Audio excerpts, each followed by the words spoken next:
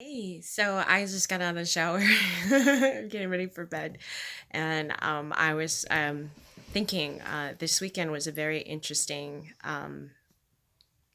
event for me. I ran into several women that really made me think about something that was important to me. I think I need to get this out there because I realized that even though you hear it, um, perhaps you don't realize how it's affecting you. So here goes. A lot of us, we passage through time, and we passage through time in such a way that we're able to absorb it as it's happening. Okay. And a lot of the times, what we don't realize is what we want is formed on the backdrop of what we don't want. So everything that we negate, everything that we don't want is at the forefront. Now, why must that be? Because if your physical eyes can take that look, that view, and then decide from within how to perfect it and then focus on that, then what happens as you pass through time, this is what it means to be an empty vehicle, a something that someone that transmutes. So that what I'm trying to say is what you transmute then becomes the ideal, and you're no longer stuck. But you can't judge it in such a way that you say, I'm not happy with that. I don't want that. I don't want this to happen. You can't do those sort of things. You almost have to appreciate and love those things and say, okay, this is what is needed for me to form the ideal of what I do want. That's one thing. Secondly, the other topic, and this one's huge, and this one has to do with relationships and fear. Okay. Now, ladies, I don't think you guys realize to the degree that you do how creative you are.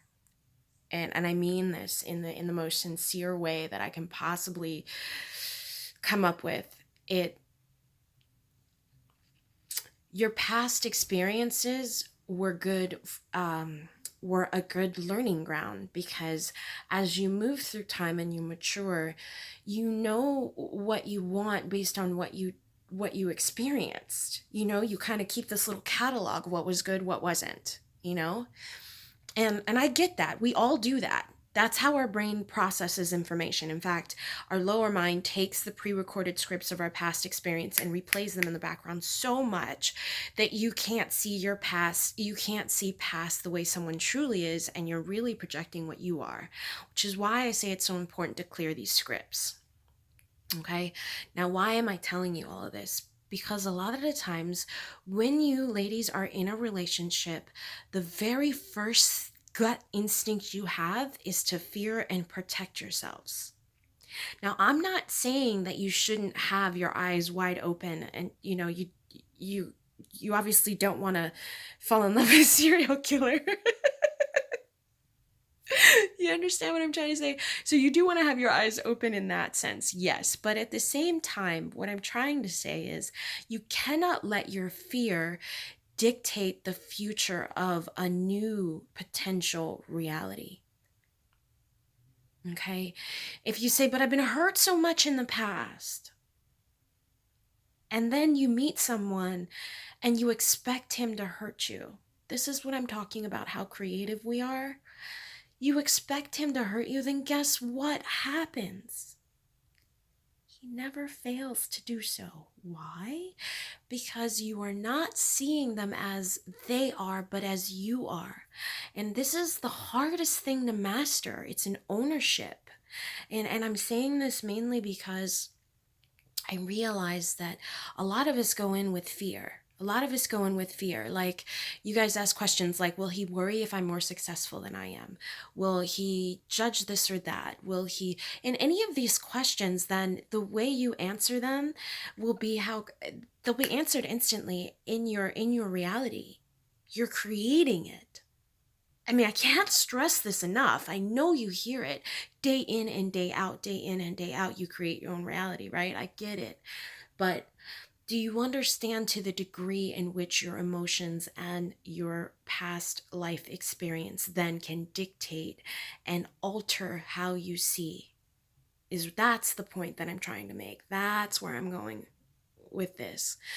And And I mean this in the most sincere way, because there's a lot of women out there that are really wanting to connect with someone, but they're not allowing themselves enjoying that experience because they're already wondering when the other shoe is going to drop and when he's going to let her down. And guess what? From the minute you choose to focus on that aspect, of the aspect that you're expecting, he will let you down.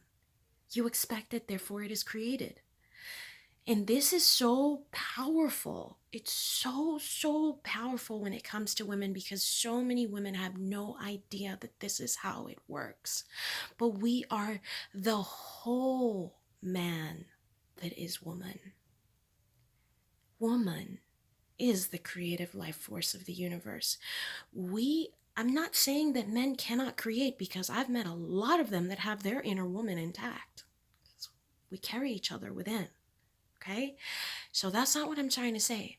But for women, we carry this aspect within ourselves to the degree that even just our emotions are creative. And a lot of guys are not in tune with their emotions to that degree, so they don't understand that they're creating. Now, why would that be so important? Well, because if you're fearing, you're creating the worst possible scenario every single time. And when he does it, you're not shocked. So you get to pat yourself on the back and say, congratulations, you were right. But you created it. Was it worth it? You see? And that's the type of thing that I'm talking about. A lot of women have no idea, men and women have no idea that they're creating these things, but fear is absolutely the worst one of them all, because fear creates car accidents, tickets, losing your job, abusive relationships, any type of curse that you can possibly imagine. Any worst type scenario is brought on by fear. There are only two emotions, and everything else runs on that spectrum. But at the end of the polarity is fear, and on the other side is love. And what you experience in those dimensions will determine where you are on that spectrum. Are you choosing fear? Are you choosing Satan, the opposing force? I don't mean the devil. I'm talking about the opposing force. Are you choosing to stay in the polarity on the opposite side of where your glory is, on the love side? Now, I hope you guys can relate to what I'm saying. I hope you can understand where I'm coming from. And I say this because a lot of you have not healed from maybe a past relationship, and then you project that unhealed version onto someone who may be innocently nothing like that. But you will not be able to see them as they are. You will see them as you're fearing, because everything is filtered through your emotional body. That's why your emotions determine what you see. It's not a sense of, make your decisions based on the emotions, kind of, sort of, but it's because what you see is filtered through that emotional body. How high up in the spectrum, how much you see, how much you suffer, how much you don't suffer, really is determined by where you're choosing to stay on that polarity. That ladder, you must climb it away from fear. Away from fear, especially when it comes to relationships. And I mean this in the most sincere way that I possibly can. You cannot let your past dictate what you expect the future to be, because then you're the only one stuck in that past, and you will lose out more than you're willing to pay. And there's no reason to suffer. There isn't. Strive every single time to give someone the benefit of the doubt and share that hopeful expectation and let them meet it, versus saying, oh, I know you're going to hurt me. I'm not going to say it out loud, but I'm pretty sure you're going to hurt me. And that's what women do. And I'm trying to tell you, don't do that. Don't ruin your relationship, because you are the most creative, most beautiful force in the universe, and everything you say, think, and do and feel becomes. And if you can understand that, then you have a fair shot. But if you cannot grasp that, you will keep projecting what isn't onto them. And you end up with things you don't want. And you can blame the other person if you want to. And you can be in an endless back and forth blame game forever if that's the case. But that's really not where you want to stay, where you want to focus. It takes ownership. Owning, okay, that was unhealed. I'm going to heal it. I'm going to make a concerted effort to heal it by whatever means necessary, but heal it.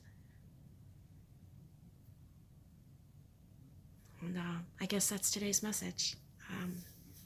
Thanks, guys. Good night.